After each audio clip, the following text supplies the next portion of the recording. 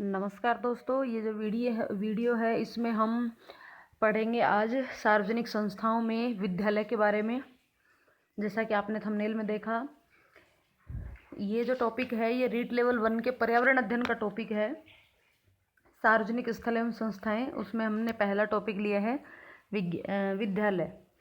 देखिए दोस्तों, ये जो वीडियो है इसका PDF यदि आपको चाहिए तो आपको इस टेलीग्राम चैनल पर जाकर के इस वीडियो का PDF प्राप्त कर सकते हो। तो चलिए फटाफट से शुरू कर लेते हैं।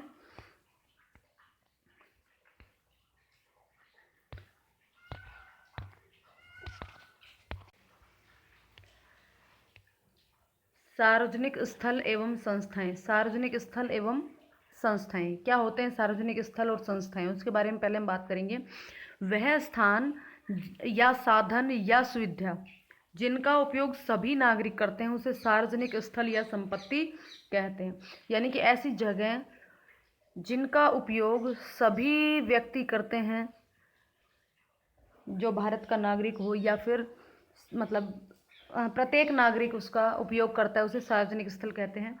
इसका सार्वजनिक स्थलों का निर्माण जो है वो जन कल्याण एवं जनता के सामाजिक और आर्थिक विकास हेतु किया जाता है। इन संस्थाओं का जो निर्माण है वो आम जनता के सामाजिक और आर्थिक विकास के लिए ही किया जाता है। इन पर पूरे समाज का अधिकार होता है और सरकार के साथ इनके रखरखाव की जिम्मेदारी भी समाज की होती है। सार्वजनिक स्थलों पर कोई भी व्यक्ति सरकार द्वारा निर्धारित नियमों के अनुसार किसी भी समय आ जा सकता है। देखिए, सार्वजनिक स्थलों की हम यह बात कर रहे हैं कि सार्वजनिक स्थल जो है वो जगह होती है जहाँ कोई भी आम नागरिक जा सकता है। उसकी जो सरकार के द्वारा आम नागरिक की आर्थिक और सामाजिक विकास के लिए उसका निर्माण करवाया जाता है। इसकी जो जिम्मेदारी होती है उसकी साफ सफाई की या फिर रख रखाव की जो जिम्मेदारी होती है वो सरकार के साथ साथ आम समाज की भी वो जिम्मेदारी होती है। और इन जगहों पर कोई भी व्यक्ति जो सरकार के द्वारा जो निर्धारित नियम हैं, जो कानून है, उनके आधार पर उन्हीं के अनुसार किसी भी समय पर आ सकते हैं या जा सकते हैं। ऐसे स्थानों का प्रबंधन, नियंत्रण एवं स्वामित्व पूर्ण रूप से सरकार का होता है।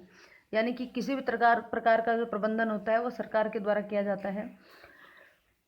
सरकार द्वारा निर्धारित संस्थाओं का होता है, या तो सरकार स्वयं करती है या सरकार द्वारा निर्धारित संस्थाएं होती हैं कुछ, जिनको जिम्मेदारी दी जाती है कि आपको इन सार्वजनिक स्थलों का जो भी रखरखाव करना है या प्रबंधन करना है, वो सब प्रबंधन, नियंत्रण या जो भी है वो आपको करना है।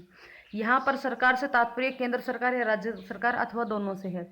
यानी कि यहाँ पर किसी भी सार्वजनिक स्थल रखरखाव की जिम्मेदारी या फिर प्रबंधन की जो जिम्मेदारी होती है उस सरकार की होती है। तो सरकार से तात्पर्य यहाँ पे वो राज्य सरकार भी हो सकती है या फिर केंद्र सरकार भी हो सकती है, या फिर राज्य और केंद्र मिलकर भी उस जगह का प्रबंधन अपने हाथ में रख सकते हैं। अब सार्वजनिक स्थलों की अगर हम बात करें तो इन सार्वजनिक स्थलों में कौन कौन सी चीज़ें शामिल हैं, जो हमारे टॉपिक जो है रीट में उनकी भी बात की गई है यहाँ पे। विद्यालय, चिकित्सालय, हॉस्पिटल्स, डाकघर, बस स्टैंड, रेलवे स्टेशन, सड़क, रोड लाइट आदि। तो ये वो सब जगह हैं जिनका निर्माण सरकार के द्वारा किया जाता है आम जनता के लिए। तो यहाँ पे हम पढ़ेंगे विद्यालय के बारे में। तो सबसे पहले हम विद्यालय के बारे में कुछ सभी प्रकार के विद्यालयों के बारे में पढ़ लेते हैं कि विद्यालय कितने प्रकार के होते हैं, कौन कौन से होते हैं, किस तरीके से होते हैं। सबसे पहले विद्यालयों के प्रकार। विद्यालय कितने प्रकार के होते हैं? देखिए, विद्यालय 3 प्रकार के होते हैं। सरकारी विद्यालय, या सरकार द्वारा सहायता प्राप्त निजी विद्यालय, या केवल निजी विद्यालय। देखिए, या तो सरकारी विद्यालय या निजी विद्यालय। सरकारी विद्यालय में भी सरकारी विद्यालय और निजी विद्यालय में 2 तरीके के, एक तो जिनको सरकार अनुदान देती है और एक जो बिल्कुल किसी भी सरकार का हस्तक्षेप नहीं होता, बिल्कुल स्वयं के अपने निजी विद्यालय होते हैं। अब हम तीनों तरीके का क्लासिफिकेशन अलग अलग तरीके से कर लेते हैं, अलग अलग इनका पूरा विवरण देख लेते हैं एक बार मोटा मोटा। सरकारी विद्यालय क्या होते हैं? देखिए, भारत में शिक्षा मुख्य रूप से सरकारी विद्यालय द्वारा प्रदान की जाती है। यह विद्यालय 3 स्तरों पर होते हैं। केंद्रीय स्तर पर राज्य स्तर पर और स्थानीय सरकार द्वारा नियंत्रित एवं वित्त पोषित होते हैं। यानी कि जो सरकारी विद्यालय होते हैं वो 3 स्तरों पर, केंद्र स्तर पर, राज्य स्तर पर और स्थानीय सरकार द्वारा नियंत्रित और वित्त पोषित होती हैं। अधिकांश विद्यार्थी सरकारी विद्यालयों में पढ़ते हैं जहां गरीब व कमजोर छात्र 14 वर्ष की आयु तक निःशुल्क शिक्षा प्राप्त करते हैं। शिक्षा का अधिकार के तहत जो सरकारी विद्यालय होते हैं वहां पर कमजोर वर्ग के या गरीब वर्ग के विद्यार्थी जो होते हैं वो 14 वर्ष तक की आयु तक बिल्कुल निःशुल्क शिक्षा प्राप्त करते हैं। सरकारी विद्यालयों का प्रबंधन के आधार पर 3 भागों में वर्गीकृत किया गया है। देखिए, सरकारी विद्यालय की बात कर रहे हैं हम। अभी निजी विद्यालय 2 प्रकार के होते हैं, एक अनुदानित और एक बिना अनुदानित, जो पूर्ण रूप से निजी होते हैं। अब सरकारी विद्यालयों का प्रबंधन जिस तरीके से होता है, यानी कि 3 स्तरों के आधार पर बताया था। केंद्रीय विद्यालय मतलब केंद्रीय, राज्य और स्थानीय स्तर पर, तो वहाँ पर वित्त पोषण के हिसाब से या इनके प्रबंधन के हिसाब से इनको 3 भागों में बांटा गया है। सबसे पहले हम बात कर लेते हैं केंद्रीय सरकार द्वारा संचालित विद्यालय। केंद्र सरकार द्वारा वित्त पोषित एवं प्रशासित, यानी कि केंद्रीय स्तर पर जो विद्यालय होते हैं उनकी बात करेंगे। केंद्र सरकार द्वारा संचालित विद्यालय, जो केंद्र सरकार ही इनको पूर्ण रूप से वित्त पोषित करती है, यानी कि पूर्ण रूप से इनका खर्चा केंद्र सरकार वहन करती है और केंद्र सरकार का ही पूर्ण रूप से अधिकार उसके ऊपर होता है। तो पहला विद्यालय है केंद्रीय विद्यालय। जो केंद्रीय विद्यालय जिनको हम KVS बोलते हैं, केंद्रीय विद्यालय। दूसरा है जवाहर नवोदय विद्यालय। नवोदय विद्यालय नाम खूब सुना होगा आपने, नवोदय विद्यालय।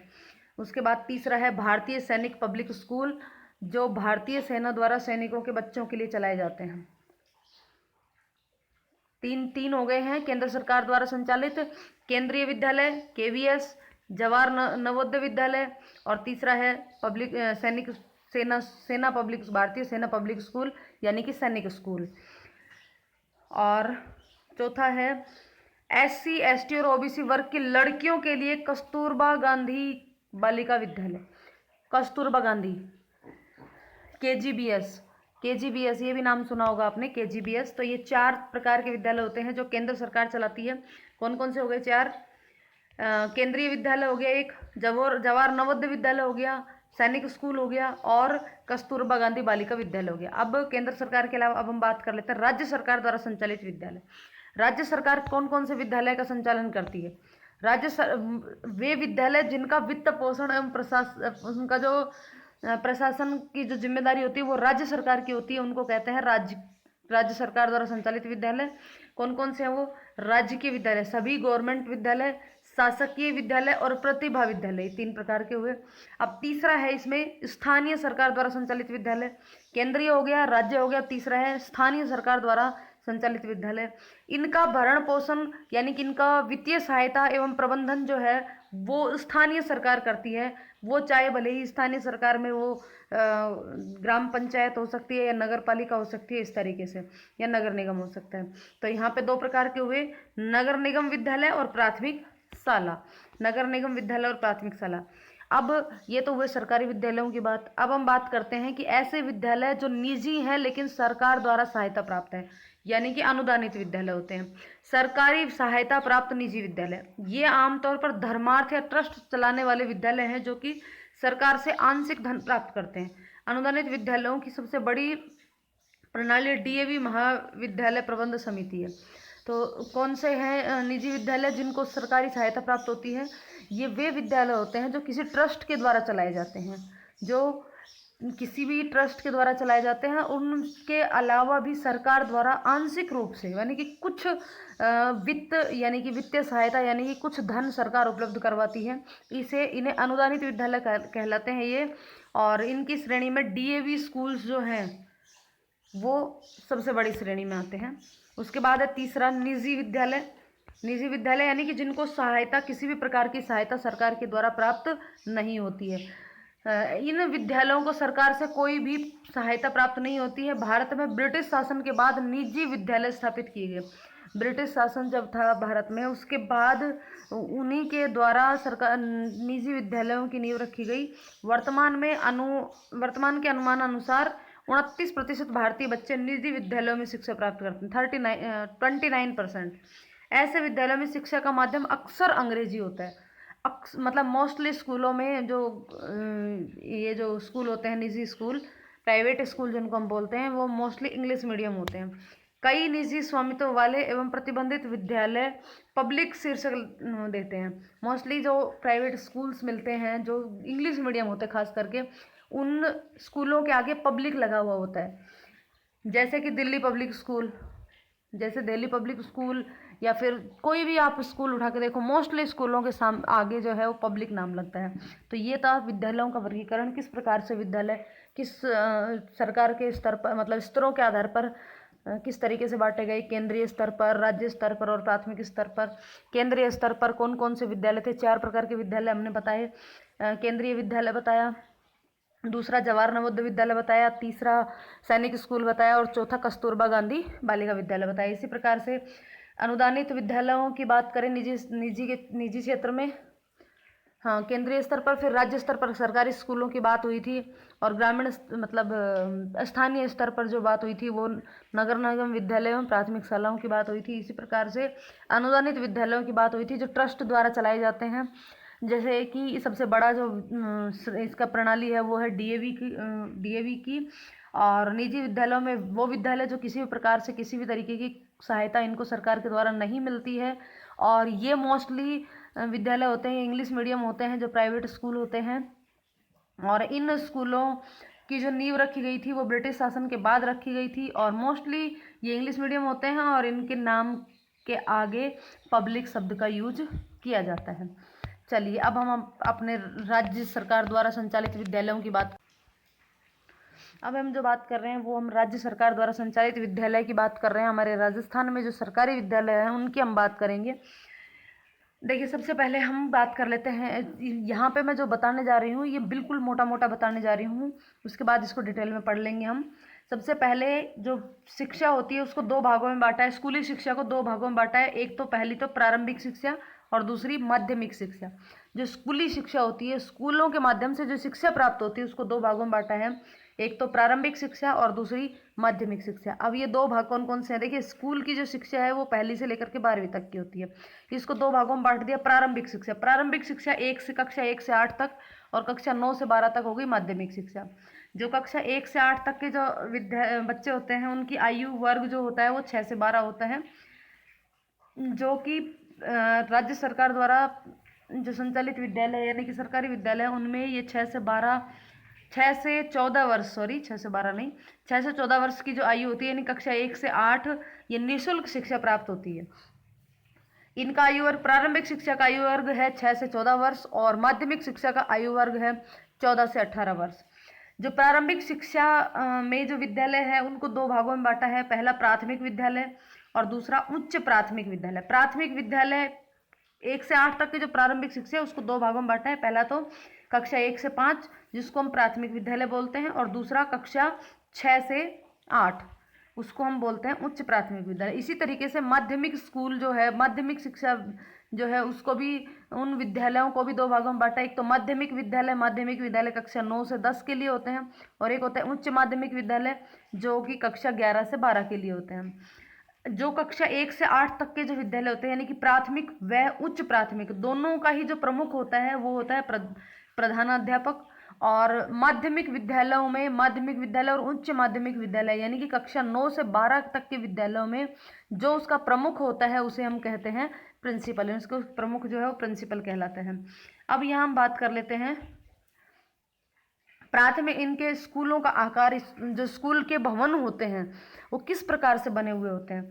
प्राथमिक विद्यालय में, जो प्राथमिक विद्यालय की कक्षा 1 से 5 तक के विद्यालय होते हैं उसमें जो विद्यालय होते हैं वो एक सीधी रेखा में इस तरीके से उसका भवन बना हुआ होता है, ठीक है। उसके बाद उच्च प्राथमिक विद्यालय में जो प्रमोट हुए होते हैं मोस्टली, देखिए यहाँ पे जो जैसे कोई विद्यालय था जो पहले प्राथमिक था लेकिन वो प्रमोट हो गया, उच्च प्राथमिक बन गया, और उसकी बिल्डिंग का कोई कुछ हुआ नहीं, तो वो विद्यालय तो कैसे होंगे, वो संरेखीय होंगे, इस प्रकार से होंगे। लेकिन जो शुरू से ही उच्च प्राथमिक रहे होंगे वो एल आकार के भी हो सकते हैं, यानी कि इस तरीके से उसका भवन होगा, कुछ रूम्स इधर होंगे कुछ इधर होंगे, ठीक है। उसके बाद बात करते हैं माध्यमिक विद्यालय की। माध्यमिक विद्यालय जो कक्षा 9 और 10 के लिए हैं उनका जो आकार होता है विद्यालय का वो इस तरीके से बना हुआ होता है, यानी कि इस तरीके से यू आकार का जो है विद्यालय होता है। इसी तरीके से उच्च माध्यमिक विद्यालय भी उल्टे यू आकार का होता है। यहाँ पे प्रिंसिपल का रूम होता है ताकि वो इस तरीके से इनके ऊपर नज़र रख सके। ठीक है, तो ये था कुछ मोटा मोटा। अब इसको एक विस्तार से पढ़ लेते हैं। सबसे पहले विद्यालय क्या होता है, देखिए विद्यालय विद्या प्लस आलय। विद्या यानी कि शिक्षा यानी कि ज्ञान, और आलय मतलब भवन, यानी कि ऐसा भवन जहाँ पर विद्या यानी कि शिक्षा प्राप्त होती है उसे विद्यालय कहते हैं। विद्यालय वह स्थान है जहाँ बालक शिक्षा प्राप्त करता है, तथा विद्यालय को विद्या की देवी का मंदिर भी कहा जाता है। विद्या की देवी कौन है? सरस्वती। सरस्वती का मंदिर भी विद्यालय को कहा जाता है, क्योंकि विद्या की देवी कौन है? सरस्वती। और विद्यालय अगर हम इसको वैसे देखें हिंदी के रूप में, तो विद्यालय का संधि विच्छेद होता है विद्या प्लस आलय। विद्या यानी शिक्षा, आलय यानी कि भवन, यानी कि वह स्थान यानी कि वह भवन जहाँ पर शिक्षा प्राप्त की जाती है वह होता है विद्यालय। सामान्यतः विद्यालयों के प्रकार, सामान्यतः शिक्षा के स्तर पर दो भागों में बांटे जाते हैं। यहाँ हम जो पहले अभी हमने जो शॉर्ट रूप में पढ़ा था उसी को हम डिटेल में पढ़ रहे हैं। प्रारंभिक शिक्षा, शिक्षा के स्तर, या फिर हम यूँ कहें शिक्षा के आधार पर स्कूली शिक्षा को दो भागों में बांट दिया है, प्रारंभिक शिक्षा और माध्यमिक शिक्षा। सबसे पहले हम पढ़ेंगे प्रारंभिक शिक्षा। प्रारंभिक शिक्षा के अंतर्गत कक्षा 1 से 8 तक की शिक्षा 8 तक की शिक्षा को शामिल किया गया है। इसी के आधार पर विद्यालयों को दो भागों में बांटा है, प्राथमिक विद्यालय और उच्च प्राथमिक विद्यालय। प्राथमिक विद्यालय यह इन विद्यालयों में कक्षा 1 से 5 तक की शिक्षा प्रदान की जाती है। इसका प्रमुख जो होता है वो मुखिया या प्रमुख जो होता है वो प्रधानाध्यापक होता है। इसी प्रकार से उच्च माध्यमिक विद्यालय, उच्च माध्यमिक विद्यालय मीन्स कक्षा 1 से 8 तक के विद्यालय भी हो सकते हैं। उच्च प्राथमिक विद्यालय कक्षा 1 से 8 तक के होते हैं। और प्राथमिक विद्यालय, देखिए विद्यालय ऐसे, देखिए कौन कौन से विद्यालय हो सकते हैं। कुछ विद्यालय होते हैं जो कक्षा 1 से 5 तक होते हैं, उनको हम बोलते हैं प्राथमिक विद्यालय। कुछ विद्यालय ऐसे होते हैं जो कक्षा 1 से 8 तक के होते हैं, उनको हम बोलते हैं उच्च प्राथमिक विद्यालय। कुछ विद्यालय होते हैं जो कक्षा 1 से 10वीं तक होते हैं, उनको हम बोलते हैं कक्षा 1 से 10 तक होते हैं, उनको हम बोलते हैं माध्यमिक विद्यालय। कुछ विद्यालय होते हैं जो कक्षा 1 से 12 तक होते हैं, उनको हम बोलते हैं उच्च माध्यमिक विद्यालय। कुछ विद्यालय होते हैं जो कक्षा 6 से 12 तक होते हैं, उनको भी हम बोलते हैं उच्च माध्यमिक विद्यालय। कुछ स्कूल्स होते हैं जो 9 से 12 तक के लिए ही होते हैं, वो भी उच्च माध्यमिक विद्यालय कहलाते हैं। तो ये थे विद्यालय की कुछ श्रेणी, 1 से 5, 1 से 8, 1 से 10, 1 से 12। ये तो हमने 1 से 8, 1 से 5, 1 से 8, 1 से 10 और 1 से 12। उसके अलावा 1 से थे जो कक्षा 1 से शुरू है। उसके अलावा क्या हो सकते हैं? कक्षा 6 से 12 उच्च माध्यमिक विद्यालय। कक्षा 6 से 12 सबसे ऊंची कक्षा क्या है? 12वीं है। और 12वीं कक्षा कौन सी होती है? उच्च माध्यमिक की होती है, जो कि 10, 11 और 12 में शामिल है। तो जो हाईएस्ट जो क्लास होती है उसी के आधार पर उस स्कूल का नामकरण किया जाता है। ठीक है, तो 6 से 12 उच्च माध्यमिक, 9 से 12 उच्च माध्यमिक। ठीक है, और कुछ होते होंगे 6 से 10, है नहीं, मोस्टली तो नहीं है, लेकिन फिर भी अगर कोई स्कूल हो 6 से 10 तो उसको हम बोलेंगे माध्यमिक। तो ये चीज़ ध्यान रखने की है। अब देखिए उच्च प्राथमिक विद्यालय, इन विद्यालयों की कक्षा 1 से 8 तक की शिक्षा प्रदान की जाती है। माध्यमिक शिक्षा, माध्यमिक शिक्षा के अंतर्गत कक्षा 9 से 12 तक की शिक्षा प्रदान की जाती है, तथा माध्यमिक शिक्षण के आधार पर विद्यालयों को दो भागों में बांटा जाता है, एक तो माध्यमिक और एक उच्च माध्यमिक। माध्यमिक क्या होता है? जिसमें 9 से 10 तक की शिक्षा दी जाती है, और उच्च माध्यमिक वो होते हैं जिसमें 1 से 12 तक की या फिर 6 से 12 तक, यानी कि उसकी हाईएस्ट क्लास जो है वो कक्षा 12 तक होती है। इनके जो उच्च माध्यमिक विद्यालय होते हैं उनका जो प्रधान होता है या मुखिया होता है उसको कहते हैं प्रधानाचार्य। उसको क्या कहते हैं? प्रधानाचार्य। अब इन स्कूलों का जो संचालन होता है वो कौन करता है? हम यहाँ पे राज्य की स्कूलों की बात कर रहे हैं, गवर्नमेंट स्कूलों की बात कर रहे हैं। तो यहाँ पर राजस्थान के जो स्कूल हैं उनका संचालन कौन करता है? देखिए प्राथमिक स्कूल और उच्च प्राथमिक स्कूल, यानी कि प्राइमरी और अपर प्राइमरी स्कूल जो होते हैं कक्षा 1 से 5 या कक्षा 1 से 8, इन स्कूलों का संचालन प्राथमिक शिक्षा निदेशालय बीकानेर करता है। प्राथमिक शिक्षा निदेशालय बीकानेर करता है प्राथमिक स्कूल या उच्च प्राथमिक स्कूलों का संचालन। उसके बाद आता है माध्यमिक और उच्च माध्यमिक स्कूलों का संचालन कौन करता है? इनका संचालन करता है माध्यमिक शिक्षा निदेशालय बीकानेर। प्राथमिक शिक्षा यानी कि प्रारंभिक शिक्षा जो है उसका करता है प्राथमिक शिक्षा विभाग, और माध्यमिक शिक्षा का जो है वो करता है माध्यमिक शिक्षा विभाग। ध्यान रखना। राजस्थान में स्कूलों को मान्यता कौन देता है? मान्यता देता है माध्यमिक शिक्षा बोर्ड अजमेर। कौन देता है स्कूलों को मान्यता? माध्यमिक शिक्षा बोर्ड अजमेर। इसकी स्थापना 4 दिसंबर 1957 को हुई थी। ये चीज़ थोड़ा सा ध्यान रख लेना। अब देखिए, स्वामित्व के आधार पर, यानी कि उनका जो स्वामी कौन है उसके आधार पर हम पढ़ ही चुके हैं वैसे। राजकीय विद्यालय और निजी विद्यालय, एक तो राजकीय विद्यालय और एक निजी विद्यालय। निजी विद्यालय में भी दो तरीके के बताए, सरकार से अनुदान लेने वाला और गैर अनुदानित। यानी कि एक तो अनुदान लेने वाला तो कौन सा बताया था अभी? सरकारी तो वो होते हैं जो सरकार द्वारा संचालित होते हैं, निजी वो होते हैं जो निजी हाथों में होते हैं, किसी पर्टिकुलर व्यक्ति का हस्तक्षेप उसके अंदर होता है। तो निजी विद्यालय में भी दो प्रकार के होते हैं, एक तो वो होते हैं जो सरकार से कुछ अनुदान लेते हैं, और एक होते हैं बिल्कुल अपना अपना स्वयं का अलग ही होता है, उनका कोई किसी प्रकार का अनुदान उनको नहीं मिलता है। तो सरकार से अनुदान लेने वाले जो ट्रस्टों द्वारा चलाए जाते हैं, और गैर अनुदानित इसमें किसी भी प्रकार का लाभ नहीं दिया जाता है, वित्त लाभ नहीं दिया जाता है। जवाहर नवोदय विद्यालय, जवाहर नवोदय विद्यालय सरकारी विद्यालय, गवर्नमेंट है, आवासीय विद्यालय है। इसका ध्येय वाक्य है प्रज्ञान ब्रह्म, पवित्र ज्ञान परमात्मा के समान है। प्रज्ञान ब्रह्म। इसकी स्थापना राष्ट्रीय शिक्षा नीति 1986 के अंतर्गत की गई थी, नेशनल एजुकेशन पॉलिसी 1986 के तहत। और कब की गई थी? 1986 में इसकी की गई थी। इसके संस्थापक मानव संसाधन विकास मंत्रालय, भारत सरकार। देखिए, थोड़ी देर पहले ही हमने बताया था कि ये जो जवाहर नवोदय विद्यालय होते हैं केंद्र सरकार के अधीन होते हैं, तो इनका जो संस्थापक है वो कौन होगा? मानव संसाधन विकास मंत्री, भारत सरकार। शैक्षिक बोर्ड, इसका जो शिक्षा का बोर्ड होता है वो केंद्रीय माध्यमिक शिक्षा होती है, सेंट्रल गवर्नमेंट के अंतर्गत होते हैं ये। केंद्रीय माध्यमिक शिक्षा बोर्ड यानी कि CBSE। और ये विद्यालय जो जवाहर नवोदय विद्यालय होते हैं ये मोस्टली 6 से 12 तक के विद्यालय होते हैं। चलिए आगे चलते हैं हम। विद्यालयों की गुणवत्ता में सुधार करने हेतु राज्य सरकार द्वारा अब तक कुछ आयोगों का गठन किया जा चुका है सरकार द्वारा, जो इस प्रकार से हैं। इधर ईयर लिखा हुआ है और इधर आयोग का नाम लिखा हुआ है। 1948-49 में राधा कृष्णन आयोग, इस आयोग की सिफारिश पर विश्वविद्यालय आयोग यानी कि UGC का गठन किया गया। 1952-53 में मुदालियर आयोग, जो कि सबसे महत्वपूर्ण है, मुदालियर आयोग। इस 1952-53 में मुदालियर आयोग की सिफारिश पर माध्यमिक शिक्षा बोर्ड का गठन किया गया और इसी समय अंक प्रणाली को लागू किया गया। 1964-65 में कोठारी आयोग, 1986 राष्ट्रीय शिक्षा नीति, 1992-93 में यशपाल समिति, और यशपाल समिति की सिफारिश पर कोठारी आयोग की सिफारिश पर राष्ट्रीय शिक्षा नीति का गठन किया गया। 1952-53 में यशपाल समिति और 2019 में नवीन राष्ट्रीय शिक्षा नीति, जिसका अध्यक्ष है केसरी रंगन। ध्यान रखना, केसरी रंगन नवीन राष्ट्रीय शिक्षा नीति के अध्यक्ष हैं।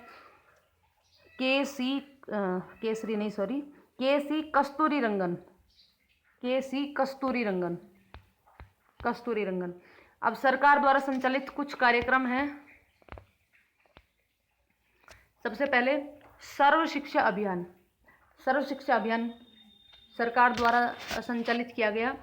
केंद्र व राज्य सरकार के समन्वित प्रयासों से, यहाँ पे प्रश्न बन सकता है कि जो SSA है, सर्व शिक्षा अभियान, SSA शॉर्ट फॉर्म में इसको बोलते हैं, यह किसके द्वारा संचालित है? राज्य सरकार द्वारा, केंद्र सरकार द्वारा, या फिर दोनों के द्वारा, या फिर किसी के द्वारा नहीं, किसी अन्य समिति के द्वारा। तो इसका जवाब होगा केंद्र व राज्य सरकार के समन्वित प्रयासों से संचालित है ये SSA। 2001 में सर्व शिक्षा अभियान संचालित किया गया। इस सर्व शिक्षा अभियान की जो टैगलाइन है वो इम्पोर्टेंट है, सब पढ़े सब बढ़े। ध्यान रखना, सब पढ़े सब बढ़े। सर्व शिक्षा अभियान में यह प्रयास किया गया कि 6 से 14 वर्ष के सभी बच्चों को हर हाल में शिक्षा के दायरे में लाया जाए, यानी कि 6 से 14 वर्ष के बच्चों को शिक्षा प्रदान की जाए अनिवार्य रूप से। ये प्रयास किया गया। सर्व शिक्षा अभियान के उद्देश्य क्या थे? विद्यालय स्तर पर प्रभावी विकेंद्रीकरण, विद्यालय प्रणाली में समुदाय की सहभागिता के द्वारा प्रारंभिक शिक्षा का सार्वजनिकरण, बालिका शिक्षा को प्राथमिकता, वंचित वर्ग व विशिष्ट बालकों को प्रोत्साहन, शिक्षा में गुणवत्ता स्थापित करने के लिए संस्थागत सुधारों एवं राज्यों में सुविधाएं प्रदान करना। ये थे एसएसए के। और भी हैं 2। अध्यापकों हेतु प्रशिक्षणों का प्रभावी आयोजन और सामुदायिक आधारित नियोजन व कार्यक्रम। एसएसए के जो उद्देश्य थे वो क्या क्या थे? विद्यालय स्तर पर प्रभावी विकेंद्रीकरण, सामुदायिक सहभागिता, प्रारंभिक शिक्षा का सार्वजनिकरण, बालिका शिक्षा को प्राथमिकता, वंचित वर्गों का प्रोत्साहन, शिक्षा में गुणवत्ता स्थापित करने के लिए कुछ जो भी सुधार किए जाएं वो संस्थागत या राज्यों को सुविधाएं प्रदान करना, अध्यापकों को प्रशिक्षण देना, प्रभावी प्रशिक्षण का प्रभावी आयोजन और समुदाय आधारित नियोजन व क्रियान्वयन। ये था एसएसए। फिर उसके बाद आया ये जो एसएसए था, ध्यान रखना एसएसए जो है वो कक्षा 1 से 8 तक के लिए है। 1 से 8 तक के लिए, वर्ष 6 से 14 वर्ष के लिए। कक्षा 9 से 12 के लिए क्या था? राष्ट्रीय माध्यमिक शिक्षा अभियान, रमसा, राष्ट्रीय माध्यमिक शिक्षा अभियान रमसा। इसका शुभारंभ मार्च 2009 में किया गया। क्रियान्वयन शुरू हुआ इसका 9-10 से ही। इसमें राष्ट्र के समग्र उत्थान हेतु आयु वर्ग 14 से 18 वर्ष यानी कक्षा 9 से 10 पर विशेष ध्यान देने हेतु सर्व शिक्षा अभियान की सफलताओं को ध्यान में रखते हुए इसकी शुरुआत 10वीं पंचवर्षीय योजना के मध्य इसकी कार्य योजना बनी थी। माध्यमिक शिक्षा अभियान के अंतर्गत की जाने वाली गतिविधियां: संस्थान विहीन विद्यालयों की पहचान करना, शैक्षिक गुणवत्ता हेतु सूक्ष्म नियोजन करना, एनसीएफ 2005 के परिक्षेप में पाठ्यक्रमों की पुनः समीक्षा करना, विद्यालयों में निर्देशन और परामर्श संबंधित कार्यक्रम चालू करना। फिर क्या हुआ? रमसा और एसएसए दोनों को जोड़ दिया गया और दोनों को मिला करके रमसा और एसएसए को संयुक्त रूप से नाम दे दिया गया समसा, समग्र शिक्षा अभियान। एसएसए क्या था? सर्व शिक्षा अभियान। रमसा क्या था? राष्ट्रीय माध्यमिक शिक्षा अभियान। इन दोनों को मिलाकर के बना दिया समग्र शिक्षा अभियान समसा। इसकी टैगलाइन क्या है? ऊपर उसकी रमसा की टैगलाइन नहीं बताई, यहाँ तीनों की एक साथ बता रही हूँ मैं। एसएसए सर्व शिक्षा अभियान की जो टैगलाइन है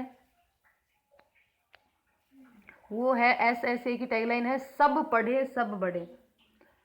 रमसा की टैगलाइन है पढ़े चलो बढ़े चलो। और समसा की टैगलाइन क्या दी गई? सबको शिक्षा अच्छी शिक्षा। SSA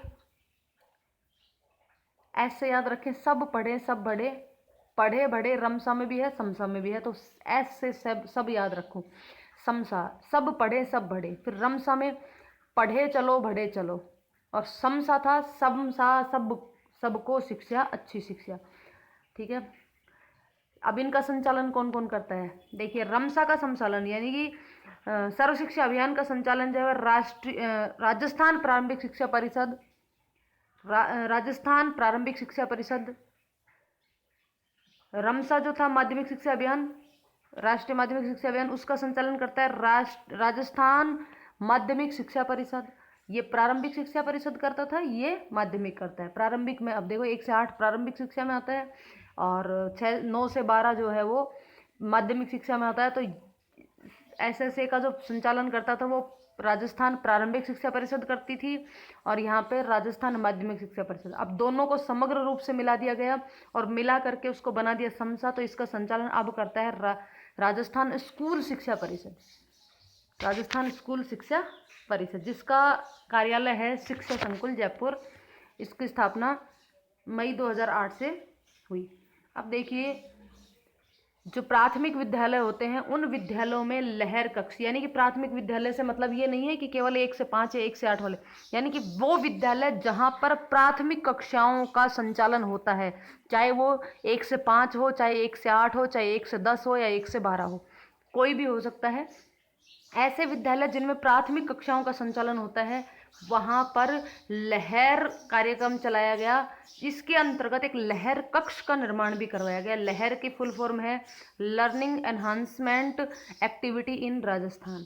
learning enhancement activity in Rajasthan.